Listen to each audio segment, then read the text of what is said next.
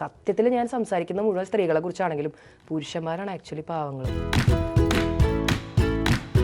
പുതിയ എന്താ പറയുക ന്യൂജൻ പെണ്ണുങ്ങൾ പറയുന്നുണ്ടല്ലോ, ഞാൻ നോക്കിക്കോളാം അവനെ. ഒരാൾക്ക് 8 ഹഗ് ഒരു ദിവസത്തിൽ കിട്ടണം എന്നാണ് ഞാൻ കേട്ടേക്കുന്നത്. ഒരു ദിവസം എത്ര ഹഗ് വെച്ച് കിട്ടാറുണ്ട്? എനിക്ക് ഇവിടെ നിന്ന് കിട്ടാറില്ല. പെൺകുട്ടി കല്യാണം കഴിഞ്ഞ് ചെക്കൻ്റെ വീട്ടിലേക്ക് പോകണം അല്ലേ? സത്യം പറഞ്ഞിട്ടുണ്ടെങ്കിൽ അതൊരു വലിയ തെറ്റായിട്ടുള്ളൊരു പരിപാടിയാണെന്നാണ് എൻ്റെ ഒരു പേഴ്സണൽ അഭിപ്രായം. പാവങ്ങൾ എന്തൊക്കെയോ ഫ്രസ്ട്രേറ്റഡ് ആണ്. സാരില്ല ചേട്ടാ, ഒക്കെ ശരിയാവും, പേടിക്കണ്ട കേട്ടോ.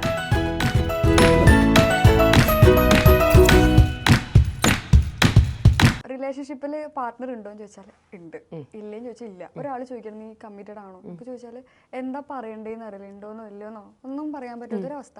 ആ അവസ്ഥയാണോ ഗോസ്റ്റിംഗ്? ഓക്കെ, അതൊരു വല്ലാത്ത അവസ്ഥയാണ്. അതെന്താന്ന് വെച്ച് കഴിഞ്ഞാൽ ഇവർ നമുക്ക് ഒരു സൈഡിൽ കൂടെ ഭയങ്കരമായി പ്രതീക്ഷ തന്നുകൊണ്ടിരിക്കും. നിന്നെ ഞാൻ കല്യാണം കഴിക്കാം, നിന്നെ ഞാൻ കല്യാണം കഴിക്കും, എന്തായാലും കഴിക്കുമല്ലോ എന്നുള്ള പ്രതീക്ഷ അങ്ങനെ തന്നുകൊണ്ടിരിക്കും. അതേസമയം നമ്മുടെ ഒരു കാര്യത്തിലും ഇവർ നമ്മുടെ കൂടെ വരികയെ അല്ലെങ്കിൽ നമുക്ക് മെൻ്റൽ സപ്പോർട്ട്, ഫിസിക്കൽ സപ്പോർട്ട്, ഒരു സപ്പോർട്ടും നമുക്ക് തരില്ല.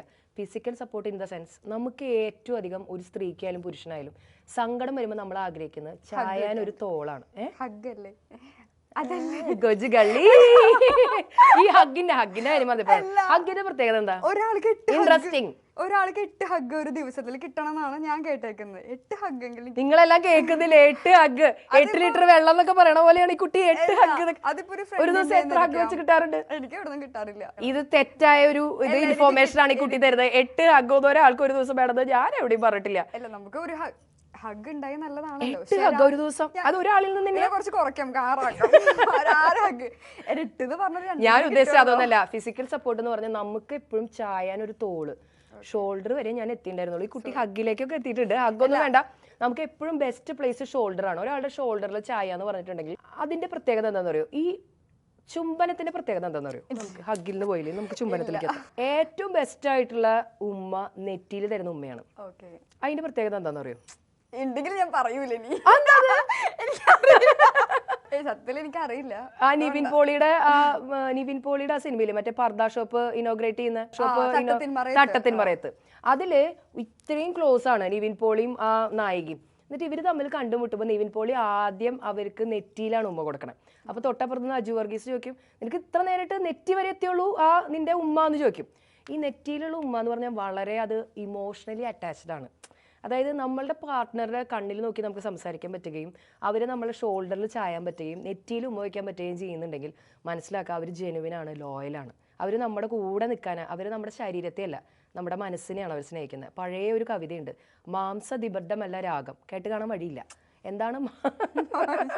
അതായത് ഈ പ്രേമം എന്ന് പറയുന്നത് മാംസത്തിനോട് ആഗ്രഹമുള്ളതായിരിക്കരുതെന്ന്. അതായത് ഇപ്പോൾ എപ്പോഴും ലവ് അല്ലല്ലോ, ലസ്റ്റ് അല്ല. എല്ലാവർക്കും എല്ലാത്തിനോടും പ്രേമം, കാമം ഒക്കെയാണ്.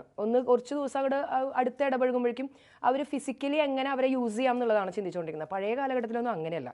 അപ്പോൾ നമ്മൾ ഒരു വ്യക്തിനെ മുഴുവനായിട്ട് പൂർണ്ണമായിട്ട് മനസ്സിലാക്കിയിട്ട് വേണം ആ വ്യക്തിയുമായിട്ട് നമ്മൾ വേറെ എന്തിലേക്ക് കടക്കാനായിട്ട്. അപ്പോൾ നമ്മൾ എവിടെ നിന്നാണ് വഴിതെറ്റി ഇവിടം വരെ എത്തിയത്? നമ്മൾ ഹഗ്ഗിന്നാണ് വന്നത്. അല്ലല്ല, ഞാൻ ഷോൾഡറിൽ നിൽക്കണ്ടായിരുന്നു. ഞാൻ അവിടെ തന്നെ ഇപ്പോഴും ഹഗ്ഗിലാണോ നിൽക്കുന്നത്? സൂക്ഷിക്കണം. അപ്പൊ അതായത് നമുക്ക് ആ ഷോൾഡറിൽ ചാരി കിടക്കാനായിട്ട് നമ്മുടെ പ്രശ്നങ്ങൾ പറയാനുള്ള ഒരു, നമ്മുടെ ഭാരം ഇറക്കി വെക്കാൻ ഒരു അത്താണി അതായിരിക്കണം പാർട്ട്ണർ എന്നാണ് ഞാൻ മനസ്സിലാക്കുന്നത്. അല്ലാതെ നമുക്ക് സന്തോഷിക്കാൻ, നമ്മുടെ സന്തോഷങ്ങൾക്കൊക്കെ നമുക്ക് ഒരുപാട് ആളുകളെ കിട്ടും. പക്ഷെ നമ്മൾ വിഷമിക്കുന്ന സമയത്ത് നമ്മുടെ കൂടെ ആരാണ്ടാവാറില്ല.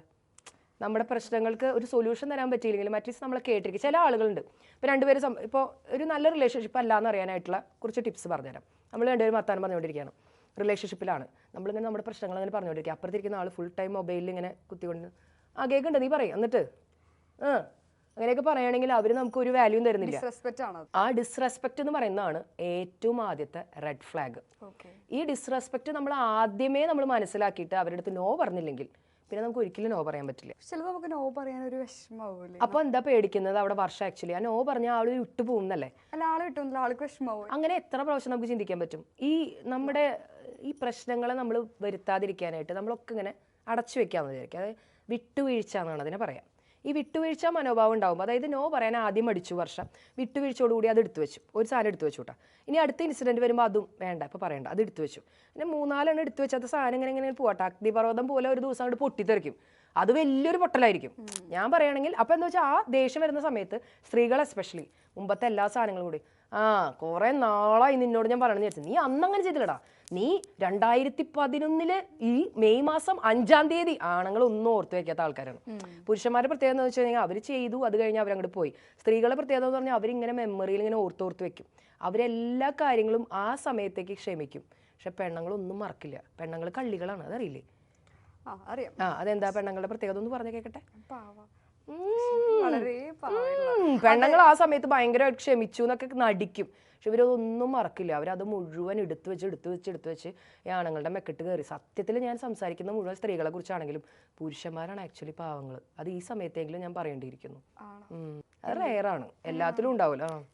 കമ്പാരിറ്റീവ്ലി സ്ത്രീകളെക്കാളും നല്ലത് പുരുഷന്മാരാണ്. സ്ത്രീകൾ എന്ന് പറഞ്ഞാൽ അവരുടെ ഉള്ളിൽ കുശുമ്പ്, കുനിഷ്ട്, കുന്നായ്മ, അസൂയ ഇതൊക്കെ ഇല്ലാത്ത സ്ത്രീകൾ ഇല്ല. വളരെ റെയറാണ്. സ്ത്രീകളെ ഉണ്ടാക്കിയിട്ടുള്ള തന്നെ അസൂയ, കുശുമ്പ്, കുനിഷ്ട് ഇതൊക്കെ വെച്ചിട്ടാണ് ദൈവം സ്ത്രീയെ ഉണ്ടാക്കി. സീരിയസ്ലി. കാരണം സ്ത്രീകൾക്ക് ഭയങ്കര കുശുമ്പാണ്. അവർക്ക് അത് എങ്ങനെയാണ് അവർ റിയാക്ട് ചെയ്യാന്നുള്ളത്, അവര് പുരുഷന് ഏറ്റവും ഇഷ്ടമുള്ള ഒരു കാര്യം നിരസിച്ചിട്ടാണ് അവരത് റിയാക്ട് ചെയ്യുക. അതായത് പുരുഷന് ഏറ്റവും ഇഷ്ടമുള്ളൊരു സാധനം, ഇപ്പൊ ഏറ്റവും ഇഷ്ടപ്പെട്ട ഒരു കാര്യമാണ് അവര് നോ പറയാ സ്ത്രീ. അതായത് വൈരാഗ്യം ഇങ്ങനെ കീപ്പ് ചെയ്ത് വെച്ചിട്ട്, നീ അന്നങ്ങനെ ചെയ്തില്ലടാ, നിനക്ക് ഞാൻ ഈ സാധനം തരില്ല, അങ്ങനെയാണ് സ്ത്രീ പറയാം. അതിലും ബെറ്റർ പുരുഷനാണ്. അവന് ഇഷ്ടപ്പെടാത്ത കാര്യം കണ്ടു കഴിഞ്ഞാൽ അപ്പനെ പറയും, എനിക്കിത് ഇഷ്ടമായില്ലട്ടാ, നടക്കില്ല എന്ന് പറയും. അങ്ങനെ പറയുന്ന പുരുഷന്മാരാണ് എപ്പോഴും കമ്പാരിറ്റീവ്. അല്ലാത്ത എക്സെപ്ഷണൽ കേസസ് എല്ലാത്തിലും എല്ലാത്തിലും എക്സെപ്ഷണൽ കേസസ് ഉണ്ട്. പക്ഷെ കമ്പാരിറ്റീവ്ലി സ്ത്രീകളെക്കാളും നല്ലത് കൂട്ടുകൂടാനും ഒക്കെ തന്നെ നല്ലത് പുരുഷന്മാരാണ്. എനിക്ക് പുരുഷന്മാരും ഇഷ്ടമാണ്, സ്ത്രീകൾ ഇഷ്ടമാണ്. നന്നായി വരും. അല്ല, ഇപ്പൊ ഞാൻ നേരത്തെ പറഞ്ഞില്ല, ഇപ്പൊ നോ പറയുന്ന സ്ഥലത്ത് നമ്മൾ നോ പറയുന്നില്ല എന്ന് പറഞ്ഞില്ല. ഒരു റിലേഷൻഷിപ്പിൽ വേറെ ചില കാര്യങ്ങൾക്കാണെങ്കിൽ നോ എനിക്ക് ചെയ്യാൻ പറ്റില്ല അങ്ങനെ പറയാതിരിക്കും. അപ്പൊ ഇങ്ങനെ നോ പറയാത്തൊരു സിറ്റുവേഷൻ എന്ന് പറഞ്ഞാൽ ചിലപ്പോൾ ട്രോമ ബോണ്ടാണോ അത്? അല്ലല്ല, അത് നോ പറയാതെ ട്രോമയൊന്നുമല്ല. നമ്മൾ കുട്ടിക്കാലം മുതലേ നമ്മൾ വളർന്നു വന്നൊരു സാഹചര്യമാണ്. അതായത് ഇപ്പോൾ എൻ്റെ ഒരു സ്വഭാവമല്ല എൻ്റെ മോളുടെ ഒരു സ്വഭാവം. എനിക്ക് 19 വയസ്സായ ഒരു മോളുണ്ട്, അവൾ ഒരിക്കലും നോ പറയില്ല. അപ്പോൾ ഈ നോ പറയാത്ത ആളുകളുടെ പ്രത്യേകത എന്ന് വെച്ചാൽ ഒരു ചെറിയൊരു എക്സാമ്പിൾ പറയാം. ഇപ്പോൾ കോളേജിൽ അസൈൻമെൻറ്റ് ചെയ്യാനായിട്ട് കുറേ വരയ്ക്കാനൊക്കെ ഉണ്ടെന്ന് വിചാരിക്കും. അപ്പോൾ വരയ്ക്കാനൊക്കെ ഉണ്ട്, ഈ പറയുന്ന വ്യക്തിയുടെ, എൻ്റെ മോളുടെ ചിലപ്പോൾ വരച്ച് കഴിഞ്ഞിട്ടുണ്ടാവില്ല, പക്ഷേ ഫ്രണ്ട്സ് പോയിട്ട് പറയും, ഡി ഇത് എനിക്കും കൂടി ഒന്ന് വരച്ചതായോ എന്ന് പറയും. ഇവൾക്ക് നോ പറയാറില്ല. അങ്ങനെ പറഞ്ഞു കഴിഞ്ഞാൽ അവർക്ക് വിഷമാവും. എന്നിട്ട് എന്താണെന്ന് വെച്ചാൽ ഈ പറയുന്ന വ്യക്തി ഫ്രസ്ട്രേറ്റഡ് ആവാണ്. എൻ്റെയും കഴിഞ്ഞിട്ടില്ല, അതും കഴിഞ്ഞിട്ടില്ല, ഇതും കഴിഞ്ഞിട്ടില്ല. ആ സമയത്ത് ഒരു നോ പറഞ്ഞെങ്കിൽ ഈ തലവേന വലുതും ഉണ്ടാവും. ചെറിയൊരു എക്സാമ്പിൾ പറഞ്ഞാണ്. അങ്ങനെ നമുക്ക് നോ പറയേണ്ട സാഹചര്യങ്ങളൊന്നും നമ്മൾ നോ പറഞ്ഞില്ലെങ്കിൽ നമുക്കത് ഭംഗിയായിട്ട് ചെയ്യാനും പറ്റില്ല. നമ്മൾ സ്വയം ഫ്രസ്ട്രേറ്റഡ് ആവുകയും ചെയ്യും. നമ്മൾ എപ്പോഴും പ്രാധാന്യം കൊടുക്കേണ്ടത് നമ്മുടെ മെൻ്റൽ ഹെൽത്തിനാണ്. കാരണം അൾട്ടിമേറ്റ്ലി നമ്മൾ നമ്മളെയാണ് സ്നേഹിക്കേണ്ടത്. നമ്മളെ സ്നേഹിക്കാൻ പുറമേന്ന് വേറൊരുത്തനില്ല, നമുക്ക് നമ്മളോടാണ്. ഇപ്പോൾ കുട്ടിക്കാലത്തൊക്കെ നമ്മളോട് ഇഷ്ടമുള്ള 5 വ്യക്തികളുടെ പേര് പറഞ്ഞു കഴിഞ്ഞാൽ വർഷയ്ക്ക് ഏറ്റവും ഇഷ്ടമുള്ള ആളാരാ? കുട്ടിക്കാലത്താണ് ഞാൻ എൻ്റെ പേരല്ലാതെ അല്ല, ഇപ്പൊ വലിയ വളർന്ന് വടവൃക്ഷം പോലെ ആയാലും ഇപ്പൊ പറയും. സത്യം പറഞ്ഞാലേ ഇപ്പോഴേ സത്യം എപ്പോഴെങ്കിലും ഒക്കെ ഒന്ന് പറ. എനിക്ക് ഏറ്റവും ഇഷ്ടം ആരെയാന്നാ? എനിക്ക് ഏറ്റവും ഇഷ്ടം ഞാൻ എന്നെ തന്നെ. ഇതിപ്പോ എന്നെ കാണിക്കുന്ന വെറും നമ്പറാണ്. ഞാനൊരു സൈക്കോ ആയതുകൊണ്ട് വർഷം കാണിച്ച നമ്പർ എനിക്കറിയാം, കണ്ണിൽ നോക്കി അറിയാം. എന്നെ തന്നെ എന്ന് പറയുമ്പോൾ അവിടെയും പ്രശ്നമില്ല ഇവിടെയും പ്രശ്നമില്ല. എന്നെ തന്നെയാണ് എനിക്ക് ഇഷ്ടം. നമ്മൾ അങ്ങനെ സ്നേഹിക്കണം എന്നല്ലേ? ആക്ച്വലി നമ്മൾ നമ്മളെയാണ് സ്നേഹിക്കേണ്ടത്. കാരണം അങ്ങനെ നമ്മൾ സ്നേഹിച്ച് കഴിഞ്ഞിട്ടുണ്ടെങ്കിൽ ഭയങ്കര ഈസിയാണ് കാര്യങ്ങൾ. നമ്മൾ നമ്മുടെ മെന്റൽ ഹെൽത്തിനെ പ്രൊട്ടക്ട് ചെയ്യാനായിട്ടുള്ള കാര്യങ്ങൾ നോക്കും. വേറൊരുത്തൻ ദേഷ്യപ്പെട്ടതുകൊണ്ട് നമ്മൾ വെറിയിടാവില്ല, അല്ലെങ്കിൽ വേറൊരുത്തൻ മിണ്ടാതിരുന്നുകൊണ്ട് എത്രയോ ആളുകൾ പോയി സൂയിസൈഡ് ചെയ്യണം. ആ ഒരു ഫ്രാക്ഷൻ ഓഫ് സെക്കൻഡ് നേരത്തേക്ക് അവർ തോന്നുകയാണ് അവർ ജീവിതം അവസാനിപ്പിച്ച് കളയുന്നത്. ആക്ച്വലി ഒരു മിനിറ്റ് നേരത്തേക്ക് അവരെ കേൾക്കാൻ ഒരാളില്ലാതെ പോയതുകൊണ്ടാണ്. ഒരു സെക്കൻഡ് നേരത്തേക്ക് തോന്നുകയാണ് എൻ്റെ ജീവിതം അവസാനിച്ചു പോയിന്ന്. കാരണം ഒരു വ്യക്തിയിലേക്ക് അവർ ഫോക്കസ്ഡ് ആയിരുന്നു. ഇതിന് ചുറ്റും ഇത്രയും വലിയ ലോകമുണ്ട്, എന്നെ സ്നേഹിക്കാൻ ഒരുപാട് ആളുകൾ. നമ്മളെപ്പോഴും നമ്മൾ സ്നേഹിക്കുന്ന ആളിലേക്കാണ് ഫോക്കസ് ചെയ്യുക. നമ്മളെ സ്നേഹിക്കുന്നവരെ, അതായത് അവഗണിക്കുന്നവരെ ഉപേക്ഷിച്ച് പരിഗണിക്കുന്നവരെ സ്നേഹിച്ചാൽ മതി. അവഗണിക്കുന്നവരെ, നമ്മളെ ആരൊക്കെയാണ് ഇഗ്നോർ ചെയ്യുന്നത് അവരെ തിരിച്ചും ഇഗ്നോർ ചെയ്യാൻ നമ്മൾ എന്ന് പഠിക്കുന്നോ. നമ്മൾ സാധാരണ ക്ലീഷേ പറയാറില്ലേ, അവന് ഇന്ന് വേണ്ടെന്ന് പറഞ്ഞാൽ എനിക്ക് ഇന്നലെ വേണ്ടാന്ന് പറയാനൊക്കെ സുഖമാണ്. അവൻ ഇന്ന് വേണ്ടെന്ന് പറഞ്ഞാൽ എനിക്ക് ഇന്നലെ വേണ്ടാന്ന് പറയണമെന്ന് തോന്നണമെന്നുണ്ടെങ്കിൽ നമ്മുടെ മൈൻഡ് അത്രയും, അതായത് നമ്മൾ അത്രയും സ്റ്റേബിളായിട്ട് ചിന്തിക്കാൻ പറ്റുന്ന ആളുകളായിരിക്കണം. എത്ര IQ ഉള്ള ആൾക്കും EQ ഉണ്ടാവണമെന്നില്ല. വർഷ ഇപ്പൊ ഇതുവരെ പഠിച്ചിട്ടുണ്ട്? ഞാൻ ബയോടെക്നോളജി. കേൾക്കാൻ നല്ല രസമുണ്ട്. വർഷയുടെ ഇമോഷണൽ കോഷ്യന്റ് എങ്ങനെയാണെന്ന് എങ്ങനെ അറിയാൻ പറ്റും? ഒരു പ്രശ്നം വന്നു കഴിഞ്ഞാൽ എത്ര ദിവസത്തിനുള്ളിൽ വർഷ അതിൽ നിന്ന് ഓവർകം ചെയ്യും? ഞാനെല്ലാം പെട്ടെന്ന് നല്ല രീതിയിൽ എല്ലാം മാനേജ് ചെയ്യും. അല്ല, മണിക്കൂർ കണക്ക് പറയൂ. അല്ല, മണിക്കൂർ അല്ല, ഞാനെല്ലാം നല്ല രീതിയിൽ മാനേജ് ചെയ്യും. മണിക്കൂറൊന്നുമില്ല. എനിക്കിപ്പോ ഭക്ഷണം കഴിക്കാതിരിക്കാറുണ്ടോ? ഇല്ല. പിന്നെ എന്താ ഏറ്റവും ടെൻഷൻ വന്നാൽ എന്താ ചെയ്യാ? ടെൻഷൻ വന്നാൽ ഞാൻ ചിലപ്പോൾ കുറച്ചേരം കിടന്ന് ഉറങ്ങും. നല്ല കാര്യമാണ്. എന്താ സംഭവം എന്ന് അറിയോ? ഉറങ്ങി ഏറ്റു കഴിയുമ്പോൾ നമ്മൾ കുറേ ഫ്രഷ് ആവും. കാരണം നമ്മുടെ മൈൻഡ്, സാധാരണ ആളുകൾ ടെൻഷൻ വന്നാൽ ഉറങ്ങാൻ പറ്റില്ല,